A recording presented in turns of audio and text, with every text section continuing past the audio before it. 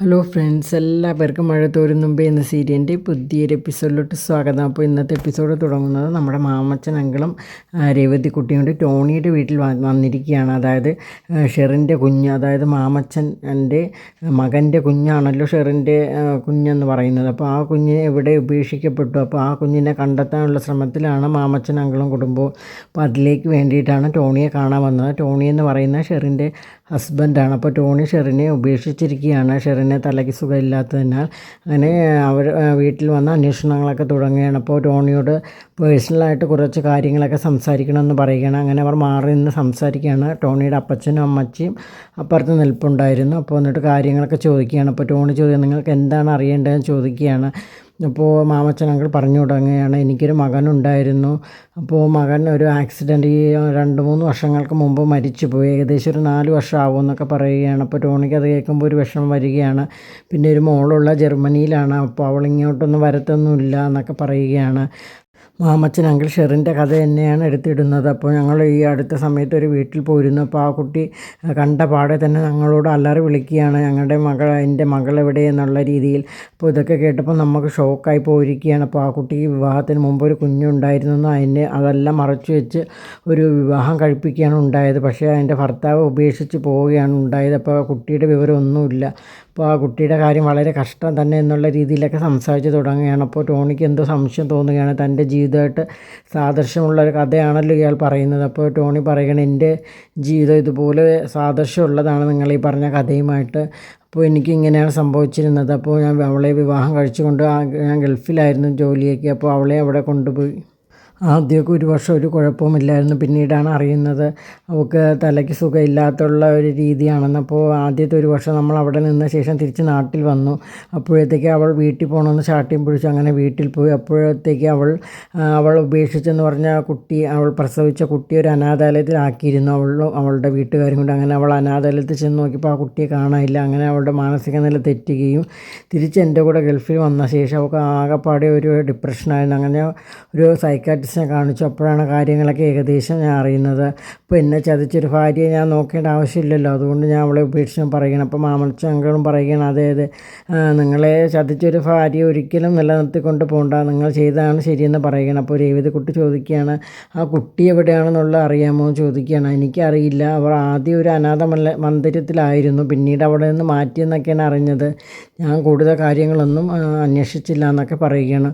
എന്നിട്ട് അവർ തിരിച്ച് മടങ്ങുകയാണ്. അപ്പോൾ മാമച്ചൻ അങ്കിളും രേവതി കുട്ടിക്ക് വളരെയധികം വിഷമമാവുകയാണ്. കാരണം തങ്ങൾ വന്നിട്ട് ഒരു കാര്യങ്ങളും അറിയാനായിട്ട് പറ്റിയിട്ടില്ല. തിരിച്ചവർ വളരെയധികം വിഷമത്തോടുകൂടി തിരിച്ച് വീട്ടിൽ വരികയാണ്. എന്നിട്ട് ആൻസി ആൻറ്റിയുടെ കാര്യങ്ങളൊക്കെ പറയുകയാണ്. അപ്പോൾ ഗ്രേസ് ആൻറ്റി പറയുകയാണ്, എന്താണ് നമ്മുടെ കാര്യങ്ങളൊന്നും നടന്നില്ലല്ലോ, നിങ്ങൾ ഇത്രയും ദൂരം പോയിട്ട് ഒന്നും നടക്കാതെ വന്നല്ലോ, എനിക്കതിൽ വളരെ വിഷമമുണ്ടെന്നൊക്കെ പറയുകയാണ്. എന്തായാലും ആൻറ്റി, നമുക്ക് ടോണി ചേട്ടനായിട്ടൊരു സമ്പർക്കമായല്ലോ, ഒരു സൗഹൃദമായല്ലോ, അതുകൊണ്ട് ഇനി പേടിക്കേണ്ട ആവശ്യമില്ല, നമുക്ക് മുന്നോട്ട് പോവാം, ഇപ്പോൾ വേണമെങ്കിൽ വിളിക്കുകയോ ചെന്ന് കാണുകയൊക്കെ ചെയ്യാമല്ലോ എന്ന് രേവതിക്കുട്ടി പറയുകയാണ്. പിറ്റേന്ന് രാവിലെ രമേശൻ നായർ എന്ന് പറയുന്ന ആൾ വീണ്ടും മാമച്ചൻ അങ്കിളിൻ്റെ വീട്ടിൽ വരികയാണ്. അപ്പോൾ എന്നിട്ട് രേവതി കുട്ടി കാണണമെന്നൊക്കെ ആവശ്യപ്പെടുകയാണ്. അപ്പോൾ ഗ്രേസ് ആൻറ്റി ആദ്യമൊക്കെ മടിച്ചു നിന്നു, ഞാൻ എൻ്റെ ഹസ്ബൻഡിൻ്റെ കൂടെ കൂടെ ഒന്ന് ചോദിക്കട്ടെ, എന്നിട്ട് എന്തെങ്കിലും ഒരു തീരുമാനം എടുക്കാമെന്ന് പറയുകയാണ്. അങ്ങനെ മാമച്ചൻ അങ്കിളും ഗ്രേസ് ആൻറ്റിയും കൂടി വരികയാണ്. അപ്പോൾ അതിന് മുമ്പായിട്ട് ഗ്രേസ് ആൻറ്റി രേവതി കുട്ടിയോട് ഇങ്ങോട്ട് വരല്ലെന്ന് പറഞ്ഞിരിക്കുകയാണ്. കാരണം ഇദ്ദേഹം വന്നിരിക്കുന്നത് അതിരാവിലെയാണ് വന്നിരിക്കുന്നത്. അപ്പോൾ രേവതി കുട്ടി കോളേജിലേക്ക് പോകാനായിട്ടൊക്കെ ഇറങ്ങുന്ന ഒരു സമയമായിട്ടേ ഉള്ളൂ. അപ്പോൾ ഹോട്ടലിൽ റൂം എടുത്തിട്ട് അതിരാവിലെ അദ്ദേഹം പുറപ്പെട്ടിരിക്കുകയാണ്. അപ്പോൾ കാര്യങ്ങളൊക്കെ പറയുകയാണ്. അപ്പോൾ എന്താണ് നിങ്ങൾക്ക് വേണ്ടതെന്ന് മാമച്ചൻ അങ്കിൾ ചോദിക്കുകയാണ്. അപ്പോൾ എൻ്റെ മകൻ്റെ കുഞ്ഞാണ് ഇവിടെ ഉള്ളതെന്ന് എനിക്കൊരു സംശയം, അതൊന്ന് ക്ലാരിഫൈ ചെയ്യാൻ വേണ്ടിയിട്ടാണ് വന്നത്. എൻ്റെ മകൻ സുഖമില്ലാതെ കിടക്കുകയാണ്. അപ്പോൾ അവൻ്റെ അവസാനത്തെ ആഗ്രഹമാണ് മകളെ ഒന്ന് കാണണമെന്നുള്ളത്. അതിന് മാത്രം എന്നെ അനുവദിച്ചാൽ മതിയെന്ന് പറയുകയാണ്. നിങ്ങൾ ഈ പറയുന്നതൊക്കെ എങ്ങനെ ഞങ്ങൾ വിശ്വസിക്കുമെന്ന് പറയുകയാണ്. അങ്ങനെ അദ്ദേഹം കഥകളെല്ലാം വിവരിക്കുകയാണ്. അപ്പോൾ തനിക്ക് 3 മക്കളാണുള്ളത്. മൂത്ത മോള് ഒരു പെൺകുട്ടിയായിരുന്നു. അവൾക്ക് ജർമ്മനിയിലൊക്കെ ആയിരുന്നു ജോലി, പക്ഷേ അവിടെ വെച്ച് അവൾ മരണപ്പെട്ടു. രണ്ടാമത്തെ ആൾ ഒരു മകനായിരുന്നു, അവൻ കാർഗിൽ യുദ്ധത്തിൽ മരണപ്പെട്ടു. ഇനി അവസാനമായിട്ടുള്ള ഇവൻ മാത്രമാണ്. അപ്പോൾ ഇവനിപ്പോൾ ഈ അടുത്തൊരു വർഷമായിട്ട് അസുഖമാണ്. ബ്ലഡെല്ലാം ടെസ്റ്റ് ചെയ്തപ്പോഴാണ് അറിഞ്ഞത് ക്യാൻസറാണ്. ഇപ്പോൾ അവസാന ഘട്ടത്തിലാണ്.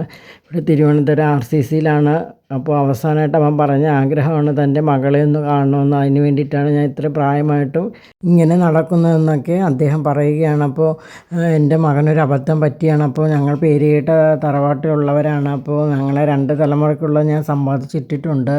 അപ്പോൾ എൻ്റെ മകനൊരു അബദ്ധം പറ്റിയതാണ്. അപ്പോൾ അവൻ ഒരു അടിച്ചുവേലക്കാരിയുടെ മകളുമായിട്ട് സ്നേഹത്തിലാവുകയും ഞങ്ങളൊക്കെ നല്ല രീതിയിൽ എതിർത്തായിരുന്നു. പക്ഷേ അവൻ ഒന്നും സമ്മതിച്ചില്ല. മാത്രമല്ല ആ പെൺകുട്ടിയുടെ തള്ള മഹാപിഴയെന്നാണ് നാട്ടുകാരൊക്കെ പറയുന്നത്. അവസാനം ആ കുട്ടി അവൻ ഒരു അമ്പലത്തിൽ പോയി ഹാരം ഇട്ടെന്ന് അറിഞ്ഞു. പിന്നെ നമ്മളെ വീട്ടിൽ കയറ്റിയില്ല. പിന്നെ അവളുടെ അമ്മയുടെ കൂടെ ആയിരുന്നു കുറേ നാളൊക്കെ താമസം. ഒരു ജോലിക്കും പോകുന്ന ടൈപ്പ് അല്ലായിരുന്നു. അപ്പോൾ അതിൻ്റെ ആവശ്യം അവനില്ലായിരുന്നല്ലോ. അപ്പോൾ അങ്ങനെയുള്ളൊരു ജീവിതമായിരുന്നു. അങ്ങനെ അവൻ്റെ അമ്മയായിട്ട് എന്നും വഴക്കൊക്കെ ആയിരുന്നു. അവസാനം പ്രശ്നങ്ങൾ അവിടെ നിന്ന് ഇറങ്ങേണ്ട ഒരു അവസ്ഥയായി. അപ്പോൾ ആ സമയത്ത് അവനൊരു കുട്ടി ജനിച്ചൊരു പെൺകുട്ടി.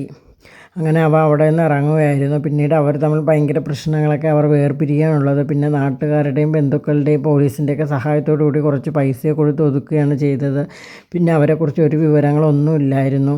പിന്നെ ഞങ്ങൾ മകനെ വേറൊരു വിവാഹം കഴിപ്പിച്ചു. അത് ഏറ്റവും വലിയ അബദ്ധമായ ഒരു തൻ്റെടിയായ ഒരു പെണ്ണിനെയാണ് വിവാഹം കഴിച്ചത്. അവൾക്ക് ദൂർത്തടിച്ച് നടക്കണം, പണത്തിൻ്റെ മേലിങ്ങനെയും ജീവിക്കണം, അങ്ങനത്തെ ഒരു അവസ്ഥയൊക്കെ ആയിരുന്നു. എൻ്റെ ഭാര്യയായിട്ടെന്നും വഴക്കൊക്കെ ആയിരുന്നു. അവസാനം അവൾ സഹിയിട്ട് ആ ബന്ധവും പിരിഞ്ഞില്ലാതായി.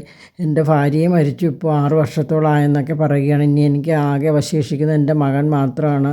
അവൻ്റെ ജീവിതം ഏത് സമയം വേണമെങ്കിലും പൊലിയാം. അപ്പോൾ ആ ഒരു ദുഃഖത്തിലാണ് ഞാൻ നിൽക്കുന്നതെന്ന് പറയുകയാണ്. അപ്പോൾ ഈ കഥകളൊക്കെ കേൾക്കുമ്പോൾ മാമച്ചൻ അങ്കിളും ഗ്രേസി ആൻറ്റിക്ക് വളരെയധികം വിഷമമാവുകയാണ്. അപ്പോൾ രേവതിക്കുട്ടി അടുക്കളയിൽ നിൽക്കുകയാണ്. അപ്പോൾ അവൾ ഇതൊക്കെ കേട്ടോ എന്നുള്ളതും അറിയില്ല. അപ്പോൾ അവരുടെ സംസാരത്തിനിടയിൽ രേവതിക്കുട്ടി അവിടെ നിന്ന് വിളിക്കുകയാണ് ഗ്രേസി ആൻറ്റി എന്ന്. അപ്പോൾ മോളാണോ വിളിക്കുന്നതെന്ന് രമേശൻ നായർ ചോദിക്കുകയാണ്. അപ്പോൾ അതേന്ന് പറഞ്ഞിട്ട് ഗ്രേസി ആൻറ്റി അകത്തോട്ട് കയറി പോവുകയാണ്. എന്തിനാണ് നീ വിളിച്ചു പോകുന്നതെന്നൊക്കെ ചോദിക്കുകയാണ്. ഞാൻ ഇവിടെ എല്ലാം പാകപ്പെടുത്തി വെച്ചിട്ടുണ്ട്, സമയത്തെടുത്ത് കഴിച്ചോണം, എനിക്ക് കോളേജിൽ പോകാൻ സമയമെന്ന് പറഞ്ഞ് വെപ്രാൾപ്പെട്ട് ഇറങ്ങുകയാണ്. എന്നിട്ട് നേരെ രമേശൻ നായർക്ക് മുമ്പിലോട്ട് പോവുകയാണ്. അപ്പോൾ രമേശൻ നായർ എണീറ്റ് നിൽക്കുകയാണ് രേവതിക്കുട്ടി കണ്ടിട്ട്. അപ്പോൾ അവൾ ചിരിച്ചുകൊണ്ട് അങ്ങ് അകത്തോട്ട് കയറിപ്പോയി. അപ്പോൾ ഗ്രേസി ആൻറ്റിയുടെ മാമച്ചൻ അങ്കിളിനോട് ചോദിക്കുകയാണ്, ഇതാണോ മകളെന്ന് ചോദിക്കുകയാണ്. അപ്പോൾ അതെ, ഇതാണ് രേവതിക്കുട്ടി എന്ന് പറയുകയാണ്. അപ്പോൾ എനിക്ക് ഇഷ്ടമായി മോളെ എന്നൊക്കെ പറയണം. എൻ്റെ മകനൊന്ന് കാണണം, അത്രയും ഞാൻ ആഗ്രഹിക്കണം. നിങ്ങളെന്ന് ഒരിക്കലും ഞാൻ പിടിച്ചു പറിച്ചുകൊണ്ട് പോകില്ല, അതിൻ്റെ ഒരു ആവശ്യമില്ല. മരണശയ്യയിൽ കിടക്കുന്ന എൻ്റെ മകനൊന്ന് കാണണം, അവൻ്റെ രക്തത്തിൽ പിറന്ന കുട്ടി, ആ ഒരു ആഗ്രഹം മാത്രമേ ഉള്ളൂ, അതിന് എന്നെ അനുവദിക്കണമെന്ന് പറയുകയാണ്. അപ്പോൾ മാമച്ചൻ ഞങ്ങൾ ഗ്രേസി ആൻറ്റിക്ക് മനസ്സലിയുകയാണ്. അപ്പോൾ നിങ്ങളുടെ ഫോൺ നമ്പർ അഡ്രസ്സും തരൂ, ഞങ്ങൾ എത്തിക്കോളാം എന്ന് പറയുകയാണ്. അങ്ങനെ അയാൾ വളരെയധികം സന്തോഷത്തോടു കൂടി അവിടെ നിന്ന് പോവുകയാണ്. അപ്പോൾ ഇതോടുകൂടി ഇന്നത്തെ എപ്പിസോഡ് ഇവിടെ അവസാനിക്കുകയാണ്. അപ്പോൾ നിങ്ങൾക്ക് എൻ്റെ വീഡിയോസൊക്കെ ഇഷ്ടമാണെങ്കിൽ എൻ്റെ ചാനലൊന്ന് സബ്സ്ക്രൈബ് ചെയ്യുക, അതോടൊപ്പം തന്നെ ലൈക്ക് ചെയ്യുക, ഷെയർ ചെയ്യുക, നിങ്ങളുടെ വിലയേറെ അഭിപ്രായങ്ങളൊക്കെ അറിയിക്കുക. താങ്ക്